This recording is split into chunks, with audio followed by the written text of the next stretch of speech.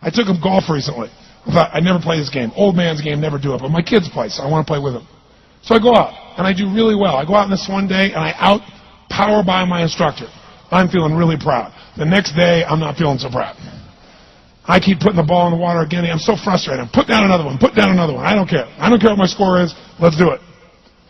And finally, I was getting frustrated. He's going things like, ain't it a bitch?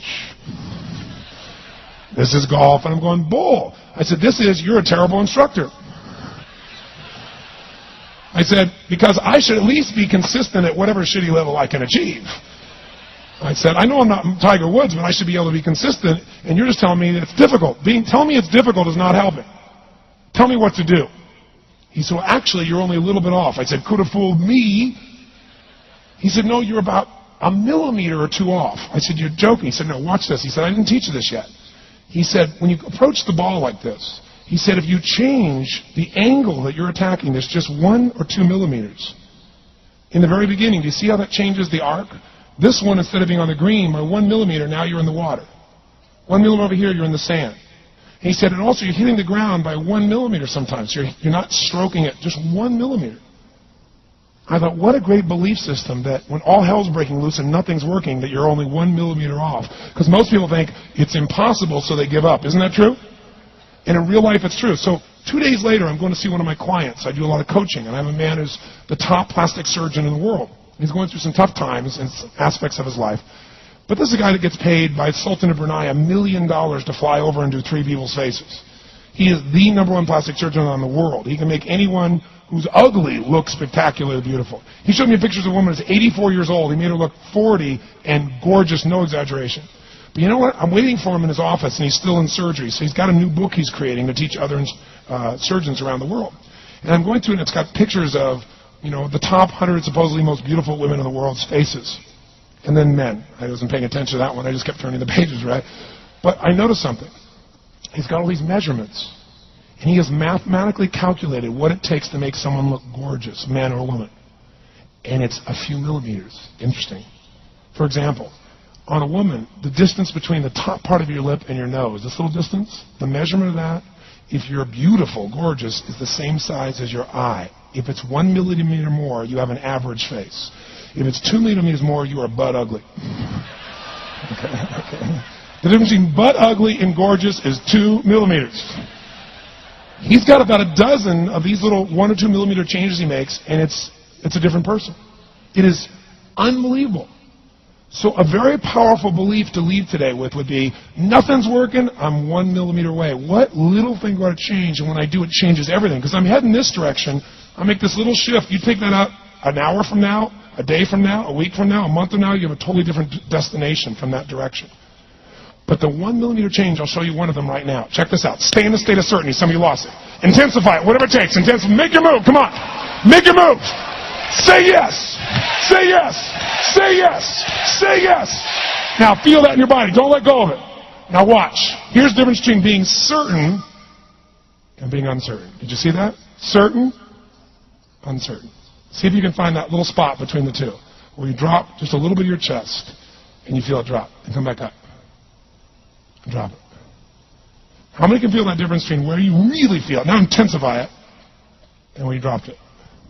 Is it a tiny difference, yes or no? Yes or no? Now, could you condition yourself to feel great in this state? Yes or no? So what I want you to do is give yourself that opportunity. So the way we're going to do is very simple. We're going to go in a peak state. And then we're going to train ourselves. Because guess what? If you're in this state of certainty, and all hell's breaking loose in your life, people can't figure out, you go, move, I'll handle it. People go, he's so lucky, he's so confident. No. Here's what I've created for my life, and anyone I know succeeded. I'm a 17-year-old kid from Azusa, California, with no real education other than self-education, with no background, with parents that did their best, all of them,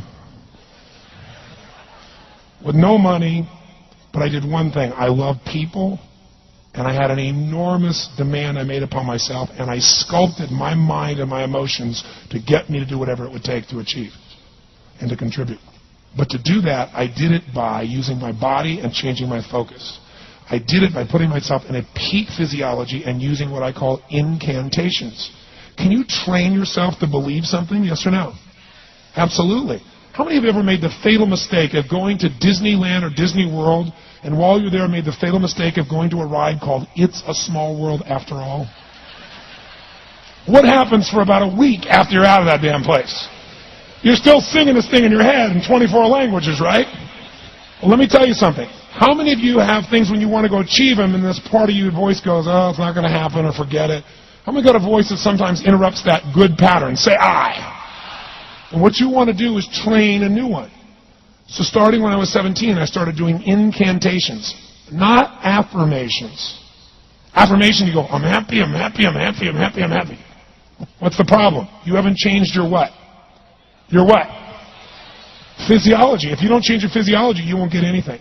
So in incantations, not only you speak it, but you embody what you're saying with all the intensity you can. And you do it with enough repetitions that it sticks in your head. Like It's a Small World, now the conversation in your head is always the same and it gives you what you want. So you use your body and your voice. So 17 years ago, I started doing things. I was working for Jim Rome, this speaker, and I was 17 years old. I had long hair, minestrone soup, acne on my face. And I was trying to call on Bear Stearns type of people and convince them why they should go to this man's seminar and be more successful. I was driving a 1968 Volkswagen that I had earned at $40 a week as a janitor. The only way I did it was park far from the building and then go in, and I love people and I believe, but I put myself in state, and I was able to influence people that were far more successful than I was at the time. I will do something that I still do backstage and have done for 23 years because I don't hope I'm going to be in a good state. I demand it. So I do an incantation using my whole body. I'd say, I now command my subconscious mind to direct me in helping as many people as possible alive today to better their lives by giving me the strength, the emotion, the persuasion, the humor, the brevity, whatever it takes to show these people and get these people to change their lives now.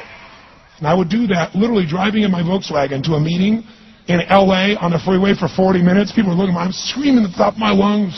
They're going, I know he's a serial killer. I know he is. But by the time I entered that room, when two people meet, if there's rapport, the person who's most certain will always influence the other person. And I was totally certain, and they were trying to get revved up to certainty. Do you agree with this? Yes or no? I do another one because I was poor. I changed my mindset. I kept doing things, but I never got beyond it.